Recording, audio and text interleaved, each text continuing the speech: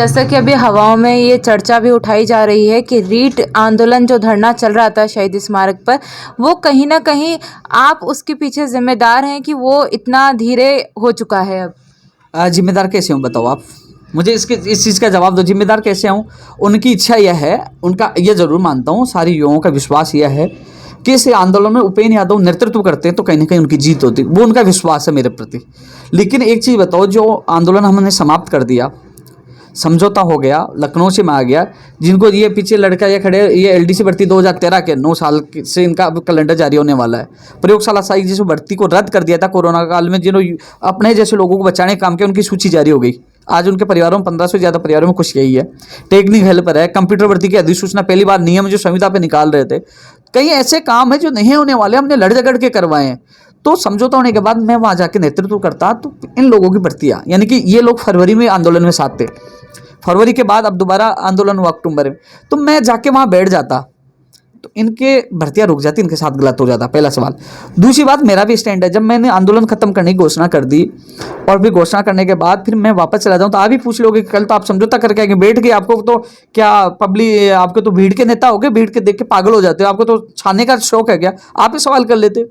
तो स्टैंड इंसान का होना चाहिए। हाँ, जितना सपोर्ट मैंने किया है, मुख्यमंत्री जी से डेलीगेशन को मैंने मिलाया, कुलदीप प्राका जी से मैंने मिलाया, आरती डोगरा जी जो स्पेशल सेक्रेटरी से मैंने मिलाया, ललित कुमार जी से मैंने मिलाया, बीडी कल्ला जी से 2 बार उनको मिलाया, 2 बार मैं मिला या 4 बार मैं मिला। जितना प्रयास मैंने किया है, लेकिन मुझे पूरा विश्वास था कि कम से कम 10-15 हज़ार पद बढ़ा देंगे, लेकिन नहीं पद बढ़ाया, मुझे भी झटका लगा। उनकी मांग मैं वाजिब बता रहा हूँ, लेकिन एक चीज़ बताऊँ, वो क्या है कि इनमें भी कुछ लोग भ्रांतियाँ वो फैला रहे हैं, जो पहली बार आंदोलन में कूदे वो फेल हो गए।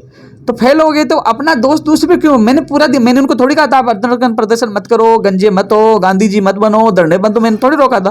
भाई तुम संघर्ष करते कामयाब, मैं क्यों कामयाब हो जाता हूँ, आप क्यों विफल हो जाते हो? इस पर चर्चा करनी चाहिए। लोग ये तो कह रहे उपेंद्र यादव तो आता तो बढ़ जाते, नहीं आए, उन्होंने फेल कर दिया। मैंने कहाँ फेल कर दिया?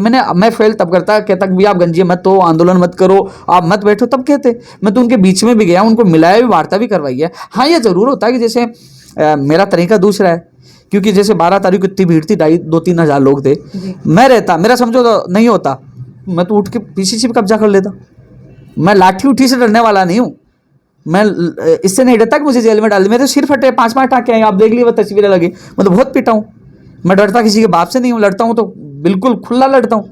लेकिन जब समझौता हो गया, जबान दे दी तो जबान से भी निपटूंगा, मेरी भी जबान। मैं वो नेता नहीं हूँ कि कह के बदल गया, नहीं, मुझे और लोगों का भविष्य बचाना था, इसलिए वो भी। दूसरी बात, मैं नेतृत्व करता और उनको छोड़ के बक के आता, तब होता कि मैंने धोखा दे दिया।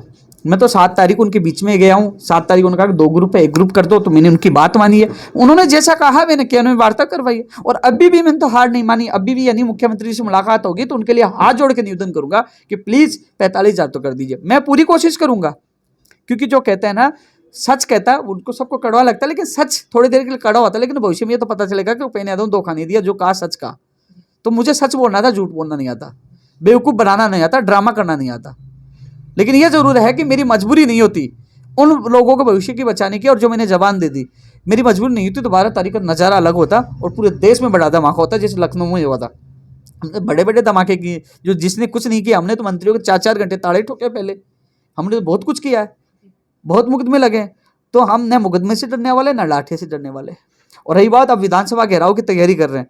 यदि कुछ मांगे, जो विधानसभा जो गैर जमानती कानून अध्यादेश, कई मांगे हैं, अभी मैं गुस्सा हूँ, मेरी कई मांगे अभी बोले 10 तारीख तक हो जाएगी, कहीं नहीं, मैं तो फिर विधानसभा घेराव होगा, उसमें देखना, आक्रोश देखना, फिर लाठी चले से गोली चले, बड़ा पंगा होगा तो होगा। लेकिन बात है कि सच्चाई और जबान की, जब एक आदमी अपने स्तर पर नहीं रहेगा, जब उन्होंने वहाँ जाके फोटो खिंचवा ली, बोल दिया, कुछ काम हो भी गए, ऐसा नहीं कि काम नहीं हुए, कुछ काम हो भी गए, तो फिर भी आदमी बदल जाए ना, तो फिर उसका स्टैंड नहीं होता। लेकिन इनके साथ मेरे, आज भी इनका साथ मैं हूँ, रीट वालों के, आगे भी रहूँगा और कोशिश मैं पूरी करूँगा। मैंने कहा ना, जनवरी फरवरी 2 महीने, तो मैं 2 महीने में पूरी कोशिश करूँगा, क्योंकि उनका रिजल्ट मुझे लगता है मार्च अप्रैल में आएगा।